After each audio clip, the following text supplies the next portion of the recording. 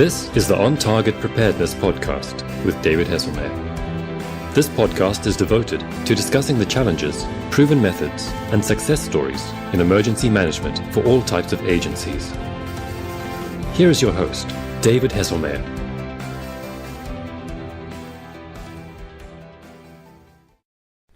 Hello and welcome to the On Target Preparedness podcast. We are coming to you from the 2018 Fall North Carolina Emergency Management Association Conference in the beautiful Sunset Beach area of North Carolina.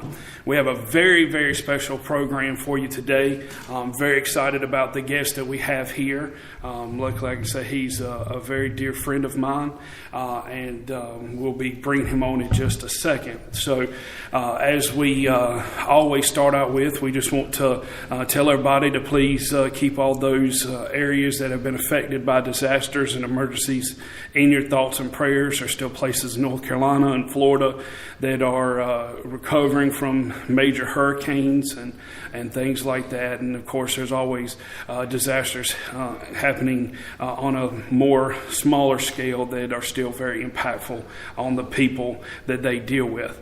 As you always know, we also always give a kudos out to somebody on our podcast to start out with, and I'm very excited to be making this one because it is somebody who actually works for me, and that is Emily Watson. She's going to get a huge kudos this podcast because she actually has completed all requirements for her North Carolina Executive Emergency Manager certification, and she's here with me at the conference where we have a vendor booth, and I'll be speaking tomorrow about grant writing for emergency management, and Emily will be getting tomorrow her official certification, and we're so excited that that takes a lot of work. It is something that it is not just about taking some online classes or such. It actually requires you to show experience, to show that you actually have done stuff for the emergency management community, as well as taking classes and things like that. And of course, she had to pass a test and did that beautifully as well. So we definitely want to give Emily Watson a huge kudos for that. So we're very excited for that. So we're going to leave out a few parts of the program because of this awesome guest we have, and want to take and have all the time we can for this guest. So the man who is joining me today is Gordon Deno. He is the Emergency Management Director for Wilson County and is one of my longtime mentors. And so, Gordon, welcome to the On Target Preparedness podcast. Thank you, David. It's an honor to be here this afternoon. Thanks. All right. So, Gordon, if you will, start out by telling us a little bit about your background in emergency services, fire, and all that you've done. Do you have that much time? Absolutely. We'll make time for you. No, it's not that much. I'm very blessed to have been serving in North Carolina for the last 36 years in emergency services. I started out as a volunteer fireman with Silver Lake Fire Department in Wilson County. Worked after I got my emergency medical technician with Elm City Emergency Services, Wilson County Rescue. Spent some time with East Nash Volunteer Fire Department and currently been with Contentney Volunteer Fire Department since 2000, so the last 18 years I've been there. I started out my career with Wilson County as an employee in 1984 with our 911 center. I worked there for 9 years and had worked my way up to the training coordinator's position, and the emergency management position came open in the county. So several months prior, I started taking some training and talking to other people in emergency management around the state, trying to make myself a little bit more marketable for the position in Wilson County. I was fortunate enough, very blessed to have been hired by our past retired county manager, Ellis Williford. He hired me for the position, and I've been there ever since. And within all that time frame, for the last 36 years, I've done not only the fire and EMS and the 911 emergency management, been fairly successful in the search dog world and helped train, and I'm a search dog handler. So we spend a little bit of time on that on a regular basis. But I think my biggest accomplishments have been in emergency management as far as I've been very blessed to deploy as part of incident management teams long before incident management teams were called that. We started out way back in around about 1994, I think was the first deployment I had, and that was up into the mountains of North Carolina after one of the hurricanes that had tracked west and caused some flooding up that way. And again down to the Wilmington area in 96, right before Hurricane Fran, and then of course we had our own stuff in 96 and 99, both with Fran and Floyd. And I've done some EMAC, Emergency Management Assistance Compact deployments over the years as well. I went to Charlotte County, Florida in 2004, went to New Orleans after Katrina as part of an IMT in 2005, South Carolina for the floods a couple of years back, the Party Rock Fire in Rutherford County here, and most recently as far as EMAC, I spent 3 weeks in Puerto Rico last year, and that was an awesome experience. Good people down there. And I instruct ICS courses, a bunch of other things for emergency management. So it's just been an awesome career. And as I told somebody this morning when I came into the building, they said, "Gordon, when are you going to retire?" I said, "Good Lord hasn't opened that door for me yet, so I'm going to keep on keeping on." Absolutely. I was talking to a gentleman here earlier, and I believe he said he was on the 2-day plan, and he said that he was happy to be that, and he said the 2-day plan was, as you piss me off the first day, all right, everybody has bad days, you piss me off 2 days in a row, that's it, I'm gone. That's the point when we call it a day. I don't really call it that, but it's the same philosophy. I can go home if I want to. So. Absolutely. Well, again, thank you for coming on the show. For those of you listening, you can tell that Gordon is one of those ones that does a lot more than just being able to talk the talk. He's walked the walk for a long time, and so what I've asked Gordon to come on and talk with me about, which is again an honor for me, is the fact that Gordon is probably my primary mentor in emergency management, and I feel like that honestly, since day one, he kind of took me under his wing and really provided the steps for me to become what I am today as an emergency manager with on-target preparedness. So, Gordon, let me start out with this question to you, if you don't mind. What do you consider, when you hear the word mentorship, what does that mean to you? David, to me, it's not just about teaching somebody a trade or teaching them the ins and outs. It's more about creating a relationship with that person and watching that person, listening to that person as they progress, and give them continuous tips. And you know me well enough to know, well, you might not like what I say, but I'm going to be honest. And then that's the thing.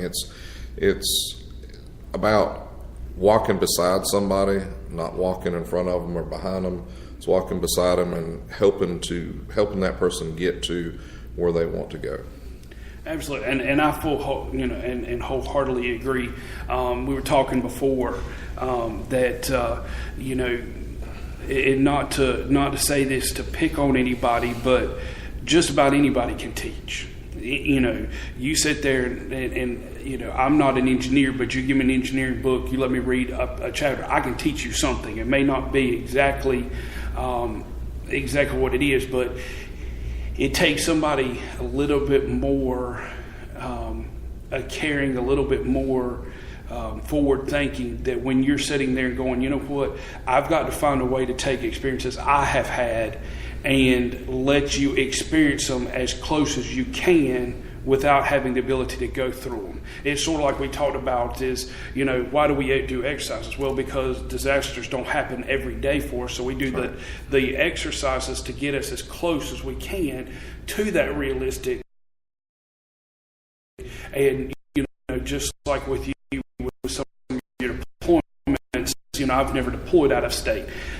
But I have learned a lot when it comes from the fact that you have, and I was able to glean that information and that knowledge from it, from that, that experience. Right, and that experience too, as you said, mentorship is also teaching, and I teach a lot of classes. I've taught some for you in the past, And I try to take those experiences into that classroom and relay those experiences and tell the people in that class, this is why this works.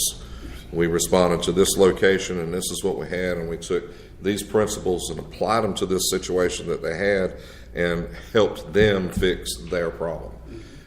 In my own county, I respond to emergency situations on a regular basis, and a lot of people in my position in other parts of the country, and some probably even in this state, we get the years in that I have, they'll just sit in the office and sit behind the desk, and that's cool.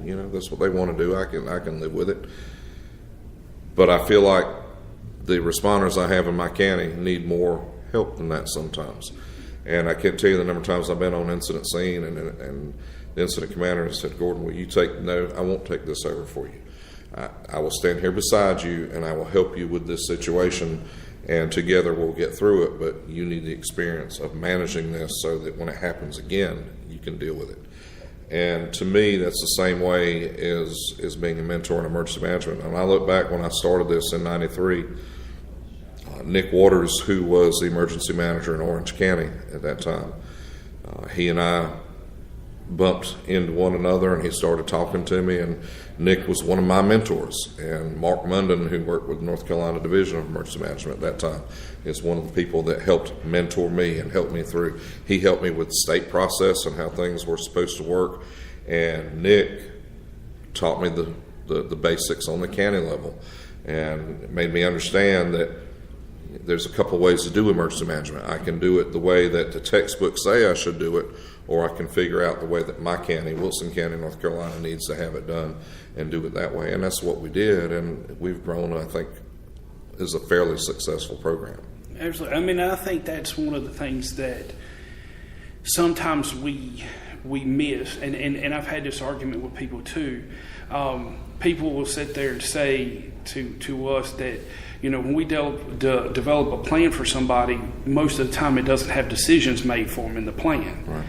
And I've said, well, there's a reason for that, because this plan has got to fit for everything. That's right. And so as a result, we can't sit there. You can't put all your cards on the table. And so, you can't just take, you can't take just everything, and just say, well, it's we've got this textbook and we've learned it. I guess I compare it to building a house. You got your blueprints and that's your textbook. But you know what? You're going to sit there and make some changes. That doesn't tell you what color the walls are going to be. It just tells you you're going to build a wall there. Right. Then we have to decide where's that. What color's the wall? Are we going to move it out 2 feet or stuff like that? That doesn't necessarily need the blueprint for. And I think that's exactly what it is. And I think that's a good point. That's something that you have taught me with all of this. Is the fact of. It's like you said, I'm not going to do anything for you. I'm going to teach you. I'm going to lead you down the path, but you're going to have to do. If you can't do, then I'm not done anything for you. And that's something that again, it sounds almost counterintuitive to what we're discussing with mentorship, but it's really not, because it's this situation where you are there as a safety net. But the person's having to do everything. They're having to experience it, because firsthand experience is the best teacher that there is, in my opinion. And so we have to do it that way. Now, one thing that I've always wondered is especially since there's so many different types of emergency managers, if you will, that look at things in different ways. How do you feel like that? We have to look at ourselves to be prepared to be a mentor. Well, I think it goes back to what you said about plans. A plan is an outline, and not every situation fits the plan. You know that, and I know that. We create a plan, and we fill in the blanks as we go. It's the same thing with gaining experience. People ask me all the time, well, have you ever made mistakes? Yep. And I learned a lot from those mistakes. I'm not going to do that again. Mm-hmm. As we progress through, we take that experience and we pass it on to others, we work towards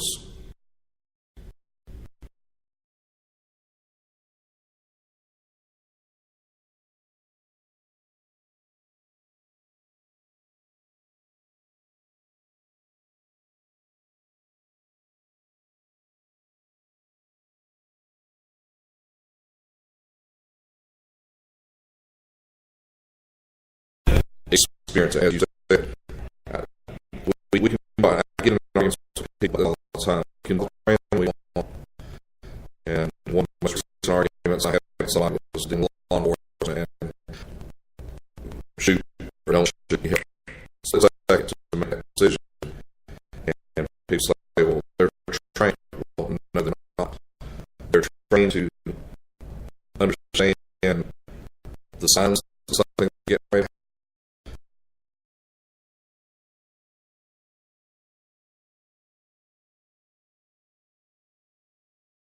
In the fire service, we do all the training, we do exercises, but at the end of the day, we're all going home. You know as well as I do, these disasters kill people. We have to watch from morality in our exercises. So the only way we gain that is through that experience. And what we want to do, what I feel and what we want to do and what I did is attach myself to people who had that experience that could show me the warning signs of what was getting ready to happen so that I could process it here and help create something that would maybe make the problem a little bit better. You can't understand what a hurricane is going to do until you've been through that hurricane.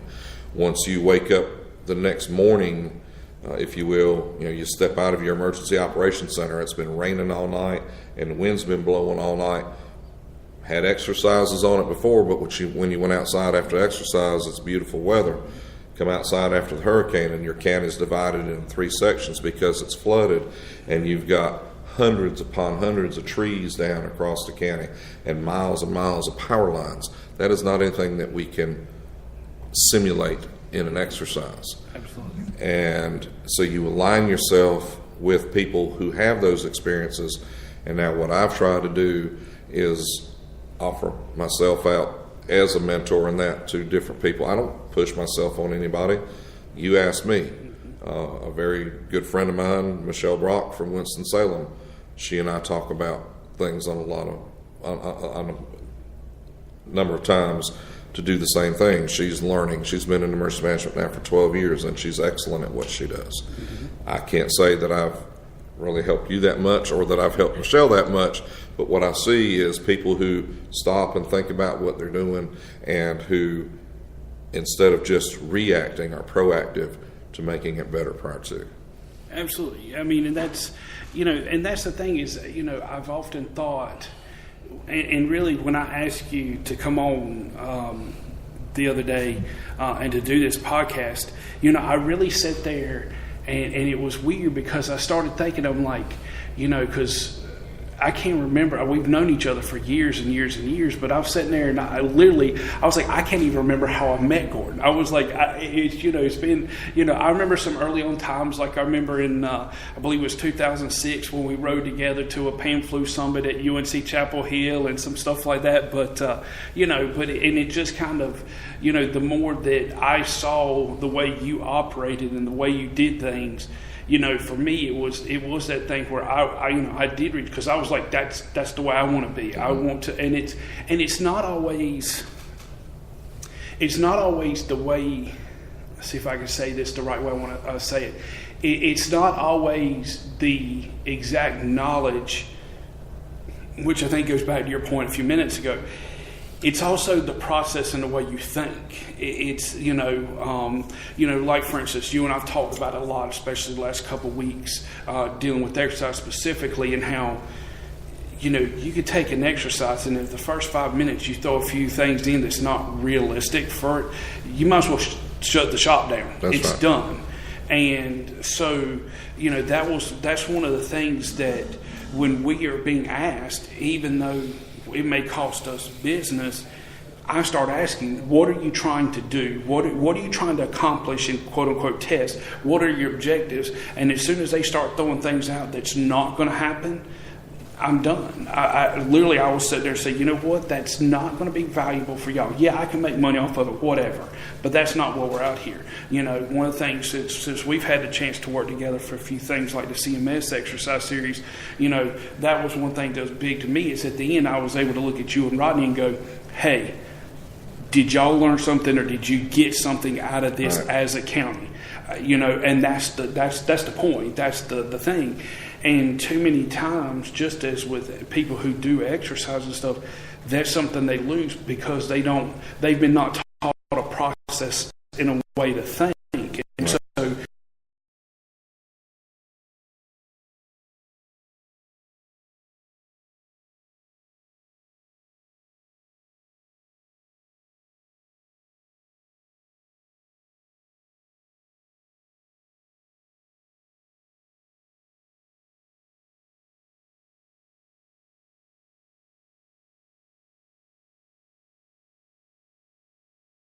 be able to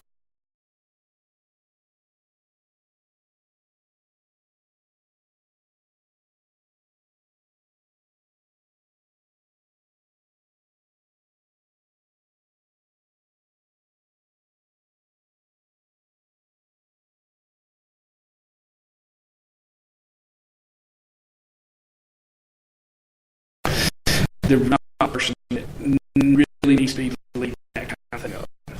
Well, I don't call them mentors. To me, a mentor is somebody who look at that person mentor. They have to deal with people, they have a lot of knowledge. You don't have people out there say, look at me, look at what I've done. We have people in our line of work, just like everybody has in their line of work. It's all about me. And you know the type that I'm talking about. They're, you know, job to job to job to job, and always trying to step up. I've been in the same place for 35 years, not because I wasn't qualified to go anywhere. I've had job offers in other locations. I didn't want to go anywhere else. I love where I'm at. I love Wilson County. I love the people that I work with and the people that I work for. I tell people every single day, there's no county in the state of North Carolina, no matter how big or how small, that can do anything better than we can do it. They might have more toys, they might have more people, but they cannot do it any better than we can do it. Absolutely. So when I look at somebody who's a mentor, I look at how they relate to people. Are they someone that sits down and gets to know somebody? You ask, you know, how did we meet? And it was through public health stuff. And then you asked me to teach a class for you down at Wayne Community for the health department down there.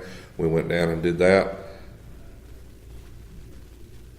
And I realized very quickly on, you're the kind of person that, hey, I like this dude. He's okay, you know. And that's what we have to look at is I don't base my opinions on how someone treats me. I base my opinions on how I see them treat others. Absolutely. And when I'm looking at a mentor, is it somebody that's going in and said, hey, look at me. If you do things like I tell you to do, you'll be successful. Or are they sitting down and say, hey, tell me how you do it, and let's discuss it. Let's see if that's going to be adequate for your jurisdiction, or do you want to think about doing something a little bit different? And I will tell you how I do it. That doesn't mean it's the best way. So. Absolutely. Well, see, and that's one of the things that, and I don't want to technically, well, I guess it's sort of like we said, you know, since we have a vendor booth today, we have to do the little introductions. And you heard me say, you know, stop by and talk to us because I wanted to show you the OTP difference. And I think that one of the things that we do that hits exactly like you said is, and you've seen it with the stuff we do, you know, how many times did you see OTP on your after action reports once they were completed? Generally, it's that one thing in there where it says point of contact, where it says exercise lead, and it's whoever from our company that led the exercise, right, just for the sole point of contact. You don't have OTP logos everywhere because that's not what it's about. You know, again, that's I don't care about that, you know, because honestly, I've always looked at it that my staff and other people, when I do what I'm supposed to do the right way, then people want to have me lead them. I don't need to sit there and lead my staff by the iron fist or the fear or anything like that. I want the, it's in looking at different leadership trainings and things, you have the kind of the two aspects. The one who's going to command you to follow and you've got to do it. And then you got the ones that, hey, look, I'm going to do the right things for the right reasons, the best I can. Like you said, admit when I make mistakes because I'm just as much to make them as anybody else. You can ask my staff; they'll tell you. If I make a mistake, I'll say, "Hey guys, that's on me. That's my bad. I didn't do this the right way." And when I do that, one thing I do kind of ask them though is I ask them to sit down with me so we can talk about my mistake and see how it affected them, how it affected the company, so we don't do it again. And such, and that's, it's, as there's not one agency or one person that can be the best emergency manager in the world. An emergency manager is somebody that really has to, if they don't have people skills, they're the wrong line of work, in my opinion, because you've got to be able to work with the politician who's about to get reelected.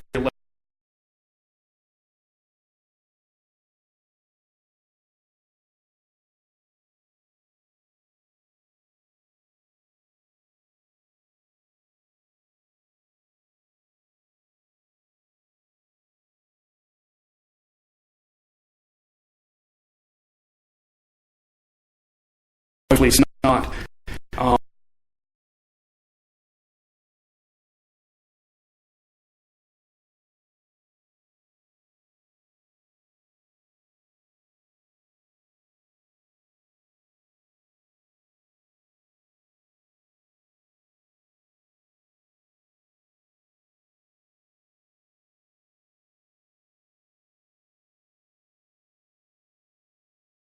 And you did it.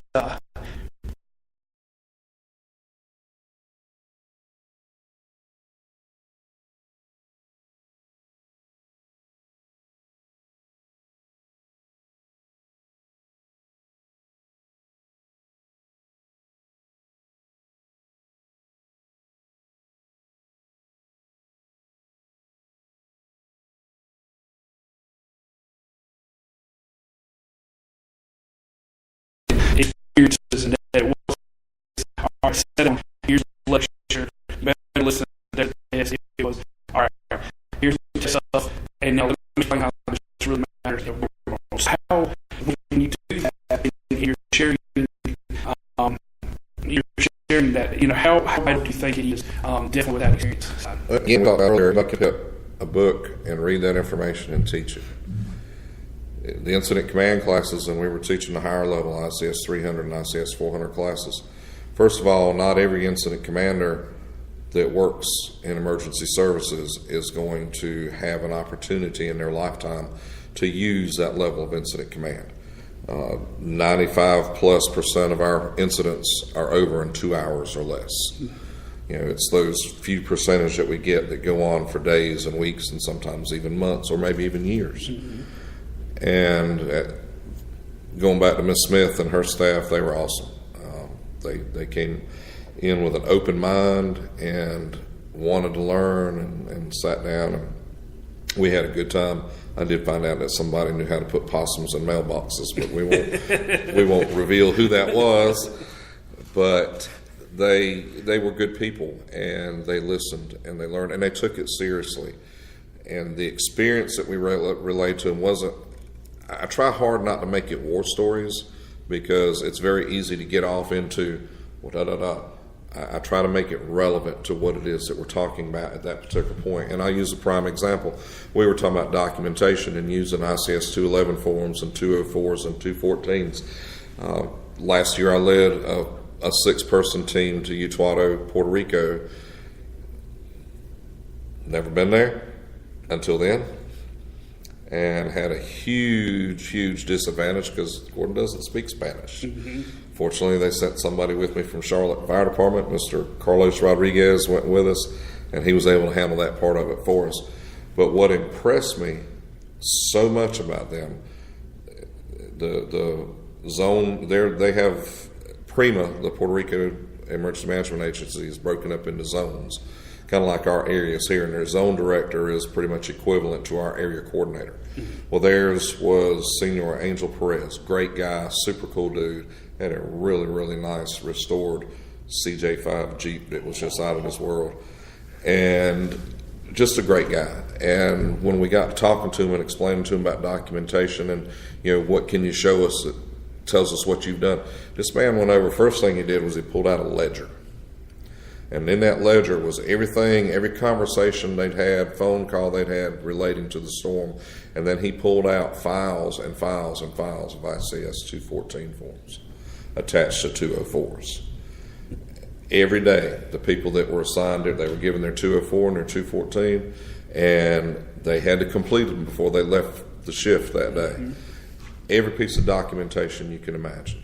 And I explained that to Ms. Smith's folks, and this is why you do this, so that you can have that paper trail, if you will, that shows where we are, where we were, what we've done, and where we're going. Absolutely. And I think that's important because they can relate to that. Oh, and then I also try to relate it into what they do every single day. I picked on the environmental health supervisor on a regular basis in that class. Emily knows that because she was in the classes. I picked on her because I understand exactly what it is they do, and they stay pretty busy, and talked to her about, what kind of documentation do you hear? So made it real to them, relate it back to what public health does, not just what we do in the fire and rescue world, but relate it back to them. Absolutely. And I mean, and that's something, again, you've used examples, not the Puerto Rico example, but things like that. And one of the things that we implemented with OTP is that my staff fills out a 214 every day. It's not a, from 4:25 to 4:30 went to the bathroom, but right. It's something where, and there's times and places in emergencies where we do need to be that specific. However, at this point it's not, but at the same time, it helps us out, one, to accountability to clients, because that's important to me right. as the president is, I want them, somebody to be able to come up to me and say, well, David, you work for Wilson County on this day, you're doing well. I pull up 214 and I know exactly what's happening. And it may be only 5 or 6 or 7, pertinent acts. Exactly. So, but because of that mentality, of on a normal basis, I honestly believe that I can get any of that go for 214. I won't bet nice on business.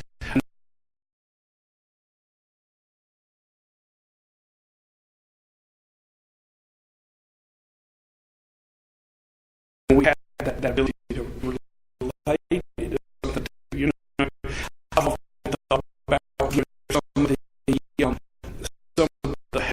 As an example, they go out and about the most, and be able to start at the time, for in case something happens car wise. I mean, there's so many things that could, benefit from, for sure.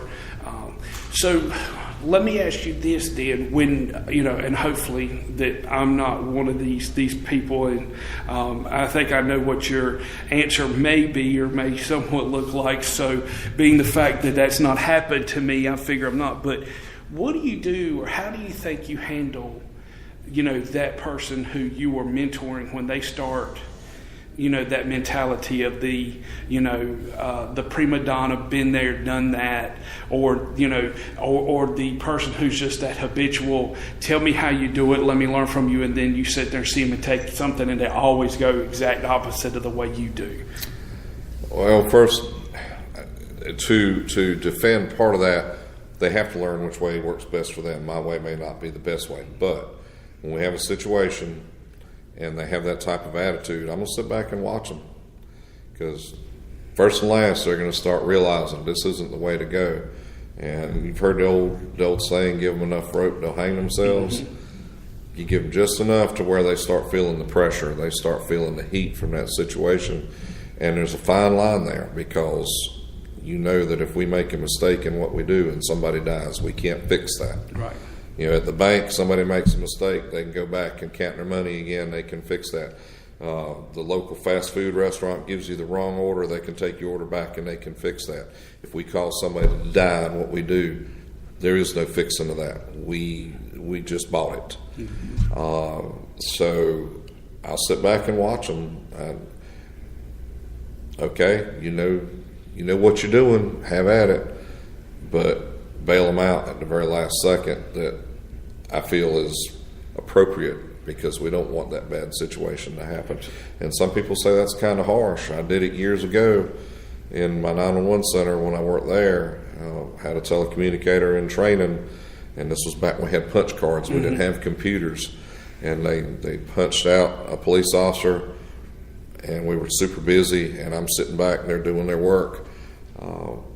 They didn't write down the location for the police officer, and it was only just a couple, 3 minutes. The police officer had stopped someone who was pushing a grocery cart full of VCRs and something else down the street. It was just a couple minutes. The officer called back signal 25, which in our part of North Carolina is, I'm in a world of hurt, send me some help fast. Yes, sir. And the telecommunicator trainee reached up and pulled the card out of the slot and turned just as white as this tablecloth, because the location wasn't on the card. I keyed up, sent everybody on the way, and then looked at the telecommunicator. I said, well, you just killed that officer. Do you want to try for 2? So, it wasn't long enough. I mean, it was just a split second, probably a half a second time of when she would have keyed up and when I keyed up, but it was enough for her to realize this is a problem. Absolutely. And I bet you that never happened again. Never, ever. And they retired as a supervisor just a few years ago. Absolutely. So I mean, that's, it's like you talked about before, and there's times, that we've had serious conversations. I don't think I've ever done anything intentionally, quote unquote, against, your mentorship to me. But there's been, there's definitely times where I've come to you and said stuff and like, well, what do you think about this? Or what do you think? And, we've had to have that stuff. And like you said, and I think that is so important, because we devalue the mentoring when we just give them that, carte blanche, just, yeah, you're fine. And because we're not building upon anything, but like I said, with that telecommunicator, I bet you that was never a problem again. Yep. She learned from it. Probably as a supervisor, she made sure her people didn't do it, even though the technology has changed. It was, these are things you don't forget. That's right. And I mean, coming from, both of our backgrounds, including fire and EMS, is kind of the same thing. There's things that, I can tell you, in my background with fire and EMS, that I will never make that mistake again. I can tell you right now that, one time many years ago, I mean, I've been in fire and EMS for 21 years, I think now, probably 19, 20 years ago, we pulled up on a big field fire. They just, took all the cotton and bound it up and everything. And there's just a bunch of issues, with fire everywhere. And I'm sitting there getting out, and I'm about to, pump the truck, and just my mind wasn't, just for some reason, wasn't hitting on all 8 cylinders. And, all of a sudden the officer comes up and looks at the truck and says, "Hey, dummy, you forgot to sit there and pull the tank to pump it." I'm like, oh, that's like step 3 in this process. And I'm like screwing up. But you know what? I've never had that problem again, because I just always remember that officer jumping up on the pump panel going like, "Dummy, you forgot that." Right. But if he wouldn't have done that, who knows how many times that I possibly could have done it again. And that's I think that's the mark of a true mentor, is when you're willing to teach them even when it's not going to be pretty. That it's not out of hate. It's out of love that you're saying, you know what, this is what we're going to do. This is how I'm going to guide you. And it's going to be tough, And there's times, I mean, I can't think of one right off, but I know there's been times where you kind of sit there and say, "David, this is not going to work. No matter where you take it, it's not going to work. I just know." And and it hurts, because you're just like, well, I thought this was a perfect idea. And then it doesn't. But, the bottom line is that, again, that taught me. And the same thing with that. Do you think, let me ask you this. So how, in a whole, and we'll have to wrap this up in just a couple minutes, but as a whole, when it comes to emergency management, how vital is mentorship? I think it's one of the most important tools that anybody stepping into an EM position can have, whether it's a supervisor that they have on staff that they're working for, whether it's somebody outside their agency, whether it's somebody they know halfway across the country. One of my mentors in search is in Washington State. So it doesn't matter the distance. I think it's so important to establish that relationship to the point where you can ask that person anything and they're going to give you an honest answer. And that me as the mentor know that if I say something in answer to your question, you're going to take it for what it is. How you process that information is up to you, but you're receptive to the answer. And there's been people that have come to me before and said, what do you think about this? Well, and then they want to argue back. That's fine, but I learned very quickly, no, they really don't want to learn. They want to try to prove their point. I'm not a point prover. Mm-hmm. What we do in emergency management is very, very serious. And I go back to a quote from one of my favorite movies, Top Gun, where Viper is telling Tom Cruise's character that a good pilot, well, I'll use it as a good emergency manager, takes what he learns and takes that information, if it's a mistake or whatever, and processes it so that they're a better emergency manager. Absolutely. I wholeheartedly agree.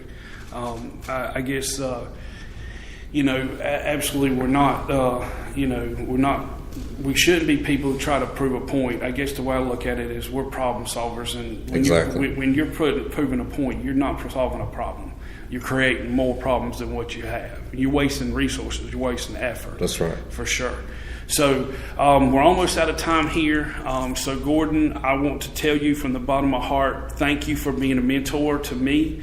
I'm very excited to know that sometime this week or beginning of next, I'll get a letter from the International Association of Emergency Managers to see if my first part of 2 parts to be able to become a certified emergency manager is going to be accepted. And of course, that's a culmination of education, experience, and training as well. And I would say the majority of that comes from your assistance and your support.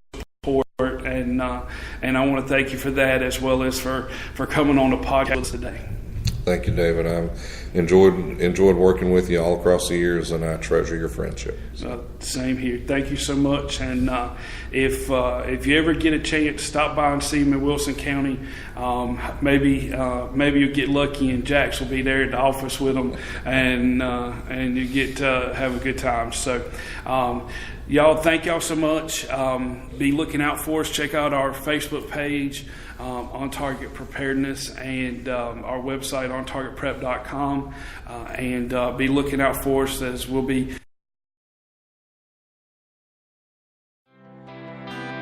This has been the On Target Preparedness podcast with David Hesselmayer. Please contact us concerning feedback, questions, or thoughts at info@ontargetprep.com. or at 910-214-4086. Thanks for listening.